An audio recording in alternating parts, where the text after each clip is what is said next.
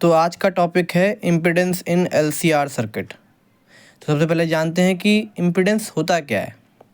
The net resistance offend by the circuit is called impedance. मतलब कि जो net resistance generate होगा अगर किसी सर्किट में कई तरह के रेजिस्टेंस लगे हों तो उसे ही हम लोग इम्पीडेंस बोलते हैं और इसे डिनोट करा जाता है कैपिटल जेड से। चलिए आज हम एक सर्किट ले रहे हैं एलसीआर सर्किट, जिसमें एल भी लगा हो, सी भी लगा हो और आर भी लगा हो। तो इसको निकालने के लिए सबसे पहले हमें तीनों का फेज डायग्राम पता होना चाहिए। ठीक है, सर्किट को देख रहे हैं। जो वी आर वोल्टेज होगी, ईएमएफ जो होगा वो करंट से सेम फेज में सेम डायरेक्शन में होगा। सी में देखते हैं, सी में जो वी एल है मतलब कि ईएमएफ जनरेट हो रहा है वो डाउनवर्ड 90 डिग्री पर हो रहा है। और यहीं पर एल में जो वी एल है वो करंट से अपवर्ड 90 डिग्री पर जनरेट हो रहा है। तो तीनों फेज डायग्राम को हम लोग क्या कर लेते हैं, ऐड कर लेते हैं। तो वी आर आगे की ओर था, वी एल ऊपर की ओर था और वी सी नीचे की ओर था। लिख लिया, ठीक है।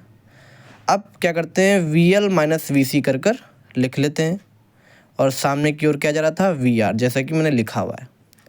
अब बीच में से एक लाइन निकलती है जिसे हम लोग बोलते हैं नेट रिजल्टेंट, जिसे हम लोग जेड हम लोग दिखा रहे हैं, जिसे हम लोग बोल रहे हैं impedance, net resistance. Okay, parallel lines match करते हैं तो ये जो लाइन है ये इक्वल होगी इसके, मतलब वी एल माइनस वी सी है तो ये भी कितना होगा, वी एल माइनस वी सी।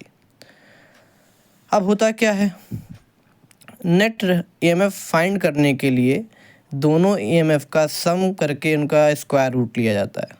ठीक है, स्क्वायर करने के बाद अब देखते हैं वी एल माइनस वी सी का होल स्क्वायर, क्योंकि ये एक टर्म बन चुका है, प्लस वी आर का होल स्क्वायर। ठीक है, अब वी एल क्या होता है, जैसे V equal to I R होता है ना, उसी प्रकार से आई और आर की जगह पर एल में हम लोग क्या लेते हैं, एक्स एल लेते हैं, माइनस फिर आई और हम लोग आर की जगह पर क्या लेंगे, इसमें एक्स सी लेंगे और ब्रैकेट को बंद करेंगे।